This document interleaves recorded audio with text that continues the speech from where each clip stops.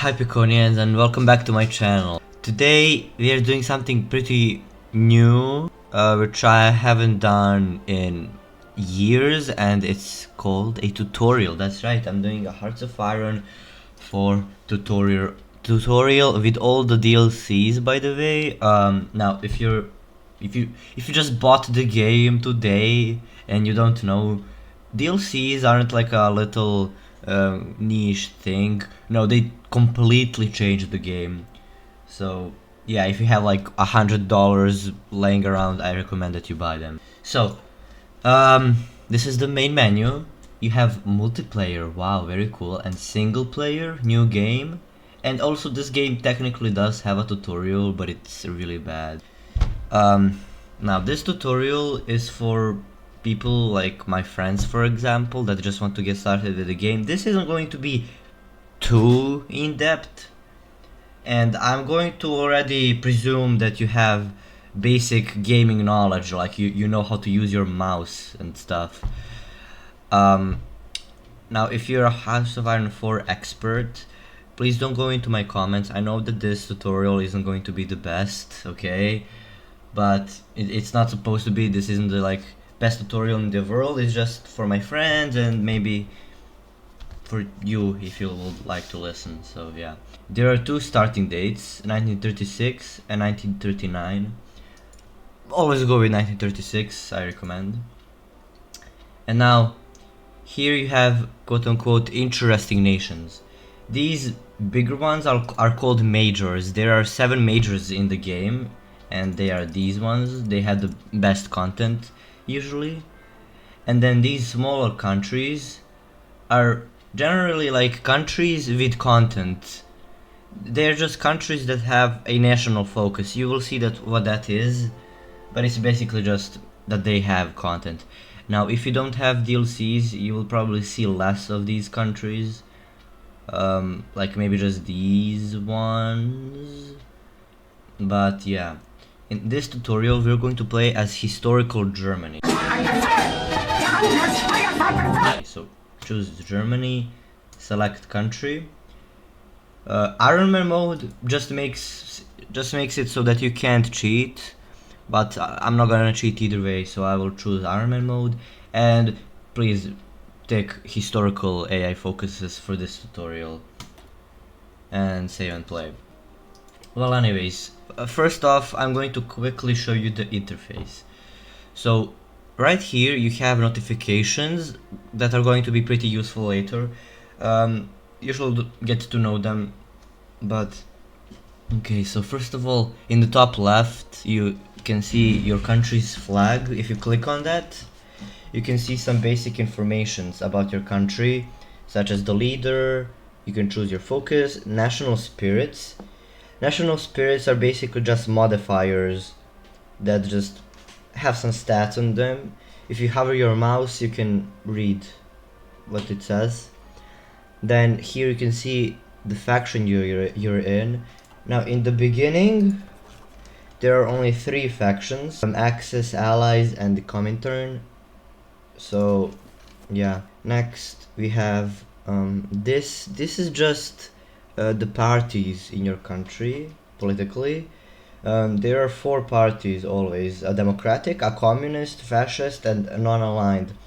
Non-aligned is generally like monarchies or anarchist Spain, or you know, other things. Then here you have laws and government. Conscription laws, these are pretty useful. If you have low manpower, which I'll get into later, you can just increase it here. Or mobilization, you can hire advisors. There are lots of them and they do different stuff. Then you have military stuff. It's all pretty complicated, or at least it seems to be. I know, okay. But trust me, it's not that complicated. Also, in the top right corner, you can change the speed of the game, how fast time goes by, and you can press space to pause or unpause. So this isn't like a turn-based strategy; it's a real time. So yeah, here you have music, which, yeah, just so you know. you can toggle it with this button. Here you can see world tension and current wars going on and other stuff. World tension is also used for some other things, which I will show you later. And in the top, in the bottom right, you can see these views, different views, or map modes, sorry. And you should always just be in the regular default map mode, which is F1 as a shortcut. But you can also choose the Navy, Air Force, Intelligence, Factions, which is what I did earlier to show you, Supply map mode, and so on. Now, generally, what you're going to be using a lot from the interface are these things. So the most important part of the UI are these buttons right here. I'm going to go over them. So first are decisions, where you make decisions. Oh my god, crazy. You can see, you can hover over all of them and just read what they say. I know that, you know, a lot of things might seem unfamiliar, but you can guess some stuff, right? Like, this gives +10 war support. I mean, war support, it's basically just how many people in your country are willing to go to war. I mean, it's kind of obvious. Or weekly stability. Stability, you know how stable your country is. Decisions are kind of useful, and they always require PP. Funny word, haha, lol. PP, which stands for political power, and you can see how much political power you have here and how much you earn per day. Germany at the start earns 2.5 per day. Political power. Political power is used for political stuff, such as, for example, decisions, or hiring advisors, or hiring military staff, hiring people, changing laws as well, conscription. It's all political power, so it's pretty important. And a lot of things influence political power. If we chose a national focus, which I'm going to explain later, now we only earn 1.5, and if we cancel, it's back to normal. Focuses always reduce your daily political power gain by 1, always. Almost always, I think, but whatever. Anyways, those are decisions. Then you have the intelligence agency. Again, this is only if you have DLCs. You currently can't do anything, so I suggest that you just create an agency. You can name it and choose the insignia, but I'm just not gonna change that. Research and experimental facilities. This is a bit more complicated, and I'll show you later. But research slots, arguably one of the most important things in the game, okay? And there's a lot of it. Here you can see research for different types of different research, like support companies, armor, artillery, naval support, air, engineering, and industry. Okay, they're all useful in their respective degree. They are used for different stuff. I will show you what I recommend that you research later, but in the beginning, also most countries start with 3 research slots. Okay, most regular countries. Then some minor small countries start with only 2 research slots, and some really strong countries such as Germany, or I think maybe only Germany, or not, I don't know, starts with 4 research slots, so that's an advantage. In the beginning, I always, like, it doesn't matter what you're gonna be doing, I always recommend that you choose electronic mechanical engineering, basic machine tools, and then those 2 are necessary for your first research. Then I would suggest maybe construction, and if you have an extra research slot, you can choose whatever you're going to be focusing on. For example, if you're going to fortify, you can research basic fortification, or if you're going to be upgrading your navy, you can research something navy related, but usually you can just choose this. I actually don't know what it's called. It's different for each country, but it's like the most outdated thing. It's from 1918, and usually people do that, and it just gives you some bonuses for your infantry.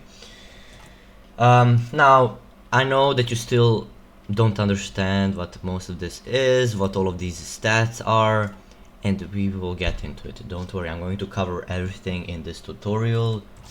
Don't get overwhelmed. I mean, it may be overwhelming, but don't be scared, okay? It's okay. Now, after research, we have international market, also a DLC thing. Now, this can be useful, I guess, if you're a small country with a bad industry, but usually you're not really going to be using this, I'm not gonna lie. Now, I can't really show you how it usually looks because there's currently nothing on sale because it's January 1st, 1936. But usually you can sell equipment by pressing sell equipment, add equipment to market, and then choose something that you would like to sell. Like, for example, maybe I don't need, I don't know, Panzer IIs because I'm not going to be using light tanks. And then I just add them, choose a price, and add. And then other countries can buy that, and that's good for your economy. Now, this game doesn't have money. Instead of money, you have civilian factories. Kind of complicated. I'm going to show you later again, don't worry. But basically, it just gives you like civilian economic capacity. It's called economic capacity, my bad. And you can also buy equipment, which is the opposite, right? You give that nation economic capacity and they will give you equipment. Sounds useful, but it takes time, it takes economic capacity, civilian factories, convoys if it's overseas, and I only recommend it if you're playing like as Uruguay and you want tanks and you don't have tanks, right? But if you're playing as just a strong country, you should always build your own industry. And plus, if you're going to war, then you can't buy from your enemies, right? So I always recommend that you have your own independent military industry. Next, they have trade. This is pretty useful. Now, this game has resources, and you can also view resources by pressing F8 or this resource map mode, and you can see resources in each province. Now, again, how is the map divided? You have countries, right? You have provinces. You can left click anywhere to see a province and some stats about it. And then you have tiles, which are these even smaller yellow things that I'm clicking on. But they are just used for your military. Usually, like civilian, military factories, resources, it's always about provinces, okay? So you can see what resources each province has, right? See? And different resources are used for different things. I'm going to basically try to explain kinda what you're gonna be needing, this and that. Oil, very useful, used for tanks, for ships, for planes, for everything. And if you don't have enough, you're gonna be cooked. You won't have enough fuel. There are other things other than trading that you can do, but I'm going to show you later. Aluminum, used for some production specific whatever. Rubber for trucks and planes. Very, very useful. Usually found in like Africa. And since Germany doesn't have any colonies, you don't have rubber. And since you're playing as Germany, again, I'm going to show you how you can get rubber. But in the beginning, you can just trade, since we have a -5 deficit, as you can see. So always, when you have a deficit, or you can see here, again, these notifications I'm going to show you later, but most of them are very useful and they tell you stuff. For example, this tells you again that there's insufficient resources, so you can just click on that, it automatically opens, and then you can trade with countries. People usually say like, trade with the country that you're not going to be at war with, but you're gonna be at war with most of these countries, so I'll just choose France since it doesn't require convoys, right? Same thing, whatever. Just press on the country that you want to trade with and press send. Now, if you need more than 8, you can just click this, and for example, if you have minus 16, it's going to adjust to 16. And also for trading, it's like times 8, as you can see. And also you need to check if that country actually has enough. For example, the Soviet Union and Portugal have 1 tradable resource and we need 5. So usually just check, choose one of these top countries. So okay, let's go with the Dutch East Indies, and we only need 8, more than enough. Click send, and then when you unpause the game, see, now we have enough. Then we have tungsten. Tungsten, another resource that you're really going to need, and I'm going to say for late game, when you're going to be trying to do this focus, it's going to be a pain in the ass. It's a hard to find useful resource like rubber and oil, almost. Again, used for quite a lot of more expensive stuff, for example like artillery, but we have enough for now. Steel, the most basic resource. You will almost always, if you're playing as a like normal and not super weak country, you're going to have enough steel. Steel is used for everything basic, like guns. Actually, literally almost all of these production lines use steel, so yeah. And the next is chromium, another resource that you're going to be quite often in a deficit. Chromium and tungsten, kinda rare resources. Steel, aluminum, you will almost always have them. Rubber and oil, yeah, you are again going to need a lot of those, but again we will cover that later. I'm going to skip construction and production for now. Recruit and deploy as well. Logistics, here you can see your equipment and supplies, one of the most important things in this game. But usually your army will just need infantry equipment, artillery, and support equipment. Support equipment sometimes, artillery I guess also sometimes if you're playing as a small country, but in the end you will need all 3 of those. Trucks are needed for supplies, tanks useful, trains also needed for supplies, and then planes also very useful. Okay, now construction. Now you can see a lot of things here. Construction is used for making factories, army bases, ports, supply hubs, experimental facilities, and so on.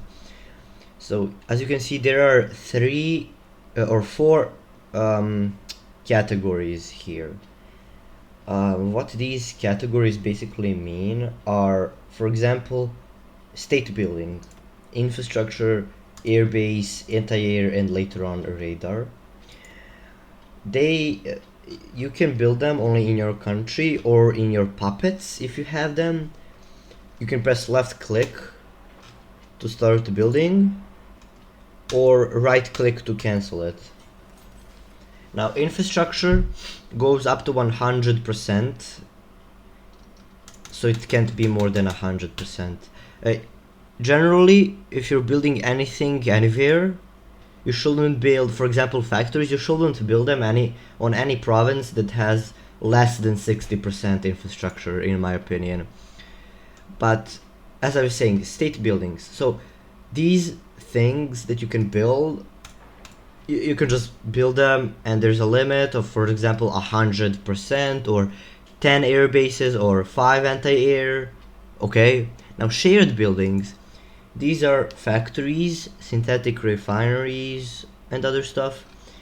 These are things that share a province. For example, you can see that there are 3 available building slots here, right? 5 out of 8 are used. You can see that here. Now, that doesn't mean that you can build 3 military factories and 3 civilian factories. No, it means that you can build in total 3 of these things here. For example, 1 military factory, 1 civilian factory, and 1 synthetic refinery.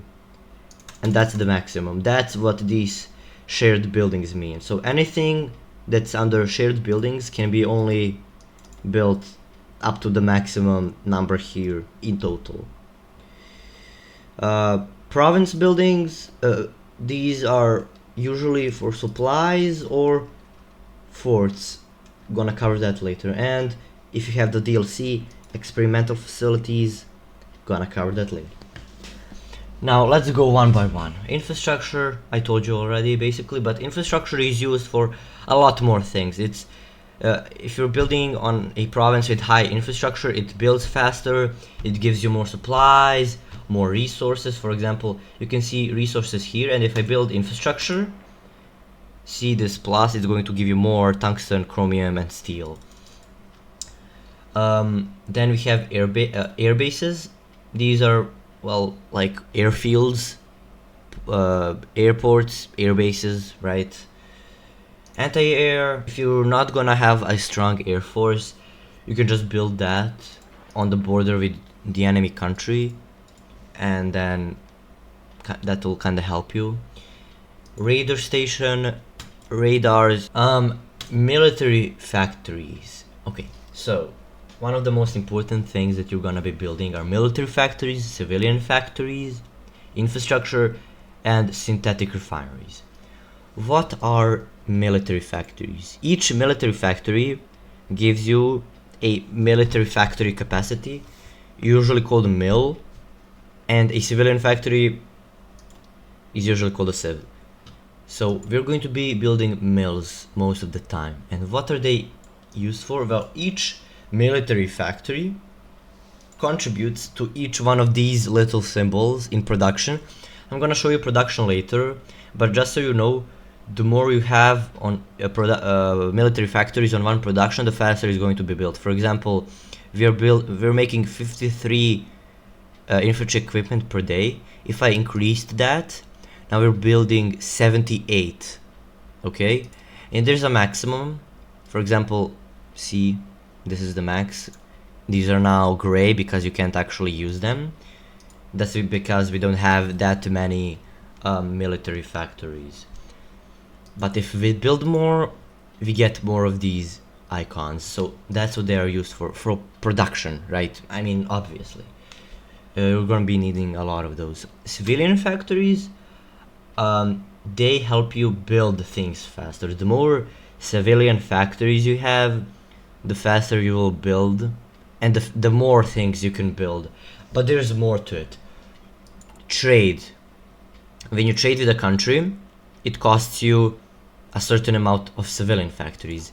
When you buy equipment, I told you earlier, economic capacity or civs, right? The more civs you have, the more stuff you can buy.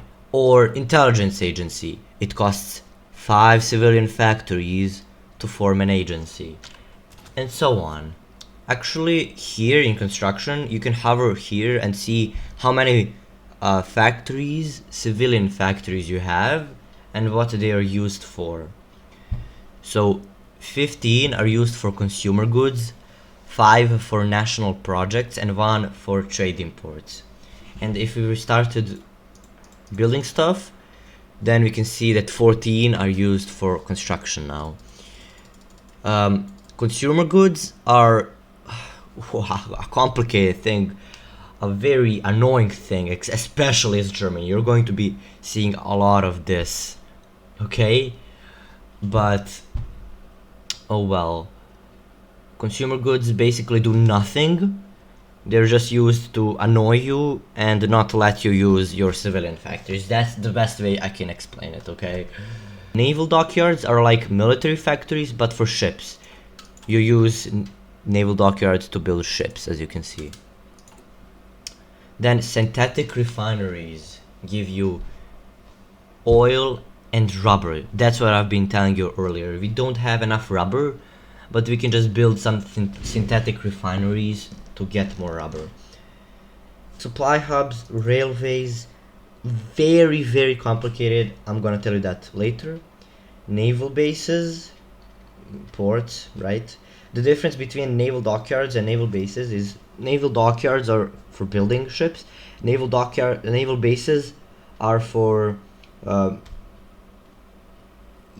transferring troops, supplies. As you can see, your ships are going to be situated in a naval base, and so on. And land forts and coastal forts are just bunkers. You know what forts are, so yeah. And experimental facilities, there are 4: for land, for air, for sea, and for nukes, basically. But we're not gonna be needing all of these. Now, also there's a cost for each one of these things that you can build. For example, infrastructure costs 6,000 economic capacity, okay? 6,000. But a military factory costs 7,200. And a supply hub costs 20,000. A synthetic refinery almost 15,000. Pretty expensive. So it's not that everything takes the same amount of time. For example, infrastructure going to be complete in February. Now if you tried to make a supply hub in May, so keep an eye on that. Now let's move on. Production, a very useful tab that you're going to be using, used for, well, production, right? You can see in logistics, which I showed you earlier, if you have a deficit of anything or how much of equipment you need, you can just produce here. But I'm going to show you more in depth later. Recruit and deploy, I mean, you can already guess what it does. You can recruit, train, and then deploy divisions. Now, on the right here, you can see what divisions you have. Division templates. You can click edit to view them and then edit them. But doing anything costs experience, army XP, and we have 0, so we can't do anything. But you can see these stats here. Oh man, the stats. I'm going to explain soon, but these are a complicated thing. You can also set how important resupplying some stuff is, like the priority. For example, reinforcements are reinforcing your troops that you currently have with newly built equipment. Maybe that's more important than garrisons, so you can put a high priority on that, for example. Well, okay, I'm gonna do that, but again, I'm going to show you how to use this later. But you can just press chain. You could select how many units. You can see the equipment needed and the manpower, and here I always recommend that you press plus to set it on 1, because otherwise this is just going to repeat infinitely and you're going to forget about it, and then you're going to be asking yourself, why do I have negative 20,000 artillery? And now if we unpause and pause, now if we go to logistics, you can see that we have negative 3,000 infantry equipment. This is because we need 3,000 infantry equipment in order to build these, or to recruit these divisions, right? But if you just cancel, it's going to go back to as it was before. And lastly, we have officer corps. Again, you need political power for most of these. They're just for your army generals, or actually not generals, but commanders and advisors and military high command, and a theorist. Now, army command, you can also view that here, military staff. Each of these chiefs of army, navy, and air force, you're going to need them, and as soon as you get 100 PP, I recommend that you get one of them. They give you plus 30 or plus 0.30 daily XP. That's the main reason why we get them, because we will need army experience for a lot of things. And finally, these things. Command power, used for some orders that you're going to see later. XP, there's army XP, navy XP, and air XP. XP is used for multiple things. One of those things being, for example, officer corps, spirits of the academy. See, you need army XP. Or making templates, making a tank, you need army XP. Or editing divisions, which I showed you earlier, we need army XP to do anything. See, I can't save. So very useful. And then these chiefs of army give you their respective XP. Very useful. And lastly, the notifications, which are going to help you quite a lot. Don't cancel them, or at least most of them are useful, not all. But let's go one by one. Not one by one that are important. Okay, so I'm going to skip missing equipment production. Outdated equipment. Now this just says that we have outdated equipment. For example, these ships, like we're building early submarines, which are old and outdated, but they're already almost done, so I'm not going to cancel them. Then we have unassigned divisions. If you press shift and left click, you can see all of your divisions, and we will assign them later. Then decisions available. We have decisions available, not useful. You can just press this on each of these decisions, and then it's not going to give you this notification. Next we have available special project and facility with unassigned scientist. Only certain nations start with experimental facilities. Experimental facilities, I'm going to cover that now. So it's basically just more complicated research. It's used for more complicated, more futuristic stuff, such as like a land cruiser, which is like a super mega pro heavy tank, or the Schwerer Gustav, or self-propelled super heavy artillery, and so on. So you can, this just tells you that you have available projects and that you need to assign a scientist. Next, a national focus. Okay, these icons that I'm pointing on right now, the most useful icons, because you should never, and also the one for research, you should never have, or almost never have, an empty research slot. You should always research something. The same goes for a national focus. Now, what is a national focus? You can press on this and you're going to be overwhelmed and be like, oh, what is all of this? Well, national focuses are basically the thing that the political thing of this game, the historical paths, or not historical. National focuses are used for a lot of things, but it's basically what a president does. It's basically decisions, political or economical, or armies, or I don't know how to explain better, but I'm going to just show you. And there's also always a historical and non-historical. So the historical is remilitarize the Rhineland, as happened in 1936, and the non-historical is oppose or rally the Wehrmacht. It was called oppose Hitler before the DLC, sorry. But then you can turn communist or revive the Kaiserreich. But how can I explain it? Well, basically you can just see like remilitarize the Rhineland, later on Anschluss, demands Sudetenland, fate of Czechoslovakia, Danzig or war, around Maginot, war with France, Operation Sea Lion. If you know anything about World War II, all of these things are going to be very familiar, so you can kind of get the gist, right?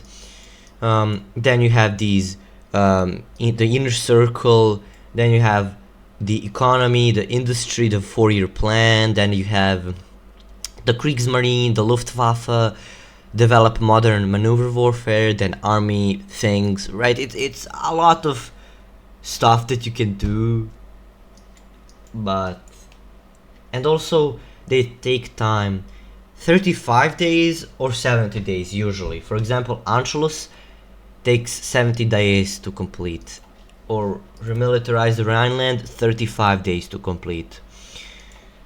Now there are also usually some things that you need to do before doing a focus. For example, we can just choose right now, remilitarize the Rhineland, but later on for Anschluss there are requirements. And the requirements are the German army is at least 24 times bigger than the Austrian army when counting only properly equipped units. Or if we would like to do, for example, I don't know, autarky achieved, we need all of these resources, which is the pain in the ass that I mentioned earlier. But national focus is one of the most important things. This just shows you that you have free military factories. Again, you should almost never have an empty military factory slot.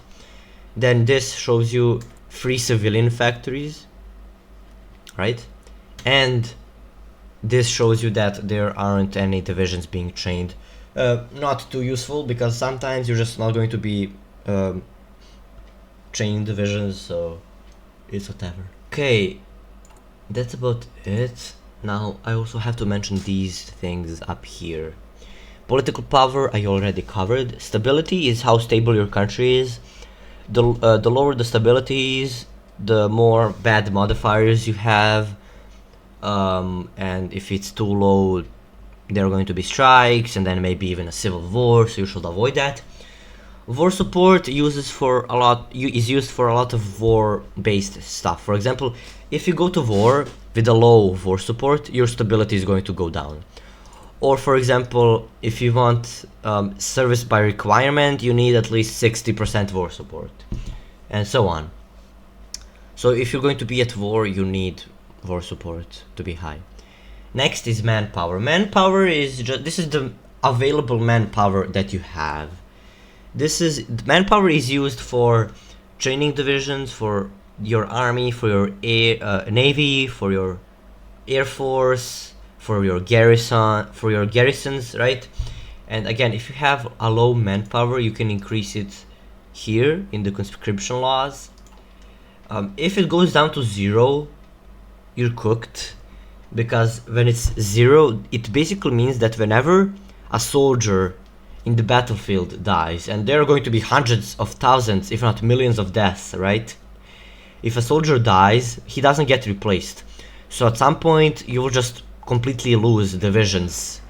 You're just going to completely lose divisions because you don't have enough manpower. So this, if you're a country like Germany and you start with like 1 million manpower, if it goes below like a few 100,000, you should increase your conscription law.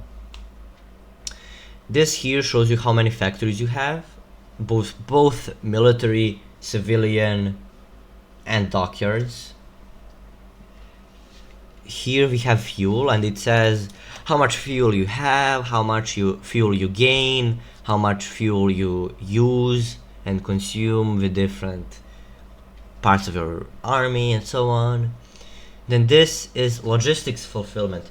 The 3 most important equipment stuff that you're going to be needing for logistics are trains, trucks, and convoys. Convoys are used for supplies overseas. Trains are used for you know what trains are, bro, but they are used for distributing from these supply hubs here with these railways. And trucks use take supply from a supply hub and distribute it locally. Now how do supplies work? It's really complicated, and I suggest that you watch some tutorials for supply, just for supply. But basically your capital is the biggest supply hub in your country. Everything leads to your capital. Supply hubs are usually in cities, or always in cities, and supply hubs basically take supplies, right, and they distribute it with these railways. For example, if we have an army here, it needs to get from the capital here, from this supply hub locally, and then trucks need to distribute the supplies locally here to your army. So if you don't have trucks, it's okay. If you press on a supply hub, you can view the motorization level. Usually it doesn't even use trucks, right? You can see the symbol.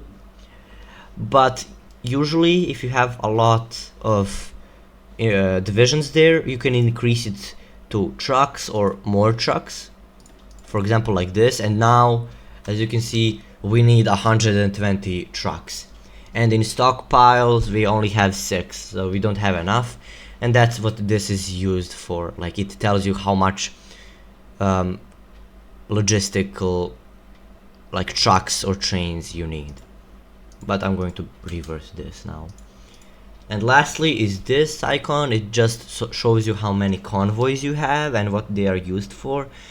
Again, convoys are used for trading or supplies overseas, or just large bodies of water, but only like seas or oceans. Rivers don't count, and lakes don't count. The most important thing, the Caspian Sea. The Caspian Sea is not a sea, it's a lake, okay, because it's not connected to here. So meanwhile, you can select these naval regions, but you cannot choose the Caspian Sea. It doesn't do anything. That's a common misconception, so just so you know. And that's everything for the basics, I think. So thank you for watching this video so much.